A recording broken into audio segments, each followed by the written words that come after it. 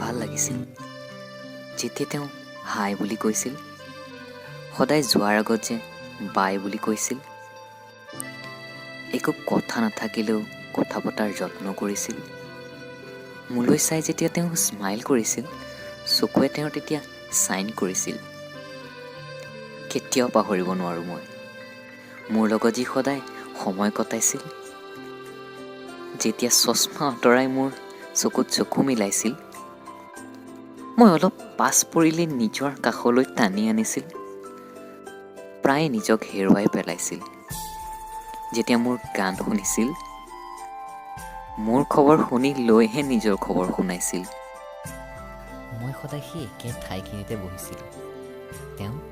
তেওঁ সদায় মোক তাতেই পাইছিল।